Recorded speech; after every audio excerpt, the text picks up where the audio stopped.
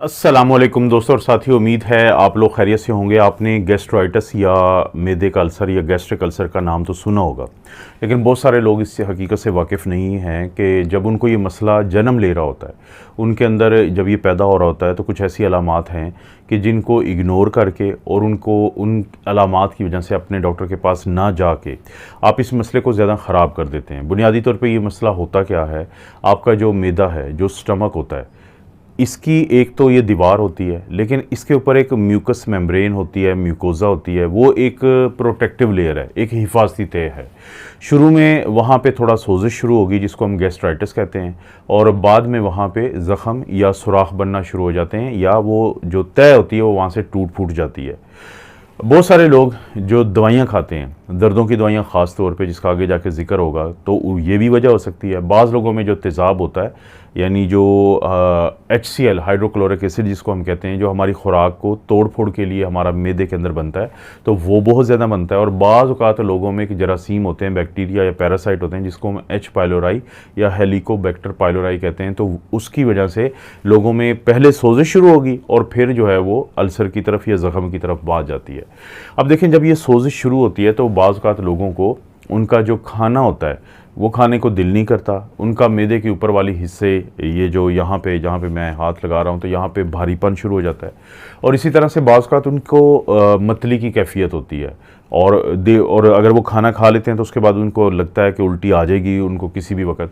तो ये इब्तदाई और ऐसी अलामात होती हैं कि जिनकी वजह से हम उनको नज़रअंदाज कर देते हैं। लेकिन ये वो अलामात हैं जिसके लिए बहुत ज़रूरी है कि जब आप मैदे के स्पेशलिस्ट, जिसको गैस्ट्रोएंटरोलॉजिस्ट कहते हैं, उनके पास जाएंगे तो वो बिल्कुल जायज़ा लेंगे। और हो सकता है कि आपको इब्तदा में ही कुछ ऐसी दवाई दे दी जाए कि जिसकी वजह से ये जो अल्सर की तरफ गैस्ट्राइटिस जाने के चांसेस हैं तो उसको रोक लिया जाए।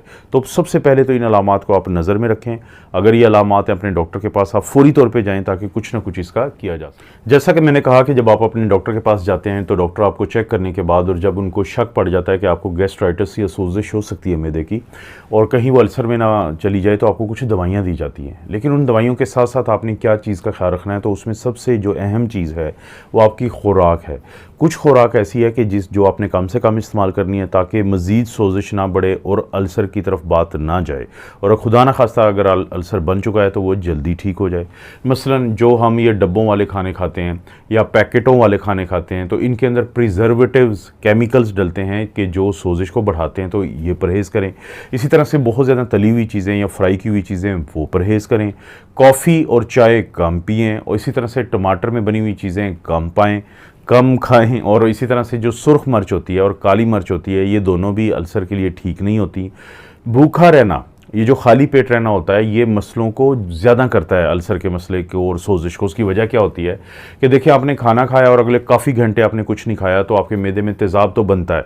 अब खाने को हज़म करने के लिए, तोड़ने फोड़ने के लिए वो तेज़ाब बनाता है हमारा मैदा, लेकिन जब उसको खाना नहीं मिलता तो वो जो प्रोटेक्टिव लेयर होती है, जो हिफाजती तय होती है, वो उसी को खाना शुरू कर देता है। तो इसलिए बहुत ज़रूरी है कि ना सिर्फ ये कि आप दिन का जो 3 टाइम का खाना होता है, जिसको हम सुबह दोपहर शाम का खाना कहते हैं, उसके दरमियान स्नैक्स का भी इस्तेमाल करें। लेकिन जो चीज़ें मैंने बताई हैं कि आपने जिनसे परहेज़ करना है, तो वो तो आप कोशिश करें कि कम से कम खाएं। जितनी कुदरती चीज़ खाएंगे, जितनी ज़्यादा ऑर्गेनिक फूड खाएंगे, उतना ही ज़्यादा आपका जो अल्सर का मसला है वो नहीं बनेगा, उतना ही ज़्यादा जो सोजिश है उसके कम करने में आपको मदद मिलेगी। तो खाने का तो बहुत अहम किरदार। लोग पूछते हैं कि जो फल होते हैं क्या सारे के सारे महफूज होते हैं इस तरह के मसले में। देखें, जो जिसको हम सिट्रिक फ्रूट्स कहते हैं, जिसमें लीमू शामिल है या माल्टे शामिल है या संतरा शामिल होता है, तो वो लोग जिनको अल्सर का मसला होता है, जिनको मैदे की तेज़ाबियत या गैस्ट्राइटिस का मसला होता है, तो वो इसको कम से कम इस्तेमाल करें। और कार्बोनेटेड बेवरेजेस जो होती हैं, जिसमें ये गैस बनती है जिन बोतलों में, तो ये भी कम से कम इस्तेमाल करें, क्योंकि ये तेज़ाबियत को बढ़ावा देती हैं।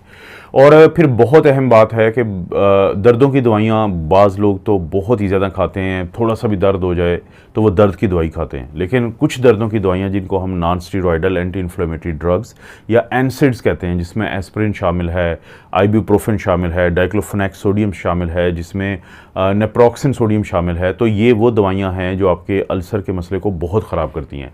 अगर आपको कोई ऐसी बीमारी है जैसे जोड़ों का दर्द है या कोई भी ऐसी मसला है जिसकी वजह से दर्दों की दवाई खाना आपकी मजबूरी है, तो आप अपने डॉक्टर से ज़रूर बात करेंगे जो गैस्ट्रोएंटरोलॉजिस्ट है, और उन्हें पूछेंगे कि ये जो दर्दों की दवाइयाँ हैं, हमें बताया गया है कि ये आपके मैदे के अल्सर को ख़राब करती हैं, तो क्या वो हमने एहतियात करनी है और इसके साथ हम कौन सी वो दवाई ले सकते हैं कि जो आपके मैदे को इनके बुरे असरात से बचा के रखेगी। तो ये भी बहुत ज़रूरी है कि दर्दों की दवाइयाँ, मैं एक लफ्ज़ इस्तेमाल करता हूँ कि फांकनी नहीं होती हैं, बहुत मजबूरी की हालत में खानी होती हैं। ये बहुत ही ख़तरनाक केमिकल्स होते हैं।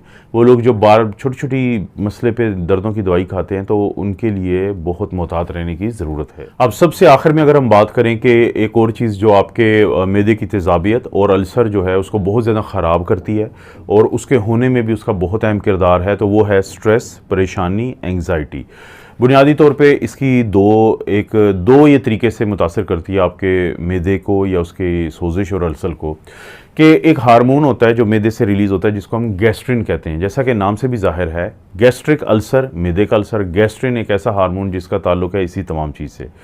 एक हद तक तो ये ठीक होता है हार्मोन, लेकिन जो लोग स्ट्रेस लेते हैं और अक्सर वो परेशान रहते हैं, तो उनके अंदर गैस्ट्रिन भी ज़्यादा रिलीज़ होता है। जैसे मैं कार्टिसोल के हम जिक्र करते रहते हैं कि कार्टिसोल ज़्यादा रिलीज़ होता है, तो इसकी वजह से तेज़ाबियत ज़्यादा होती है। और जब ये तेज़ाबियत ज़्यादा होगी तो ये फिर आपको लेके जाएगी सोजिश और फिर अल्सर की तरफ।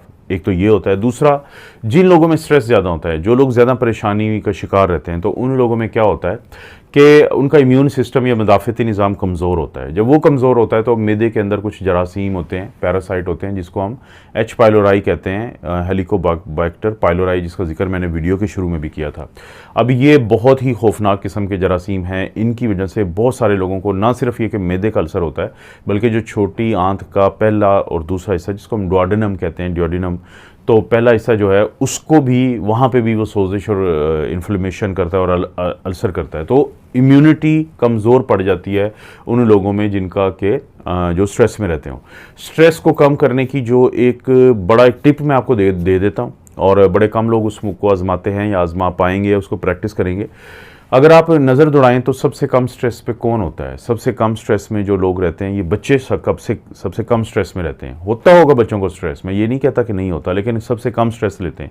आप कभी बच्चों की हरकतों को देखें, वो किसी चीज़ की जब टेंशन नहीं लेते, वो एक ख़ास किस्म की अपनी इंजॉयमेंट में चले जाते हैं और खेलते हैं, कूदते हैं। तो इसका ये मतलब है कि अगर आप स्ट्रेस कम करना चाहते हैं तो आप, मैं ये नहीं कहता कि आप बच्चे बन के रहें, लेकिन आप 24 घंटे के किसी एक ख़ास हिस्से में, और कुछ नहीं तो अपने बच्चों के साथ कुछ देर आप ऐसी बिताएं कि आप उन्हीं की तरह बिहेव करें। उससे क्या होता है कि आपके अंदर तमाम वो अच्छे वाले हार्मोन, जो खुशी के हार्मोन होते हैं, वो ज़्यादा रिलीज़ होते हैं, स्ट्रेस हार्मोन कम होते हैं, तो वो साइकिल ब्रेक हो जाता है।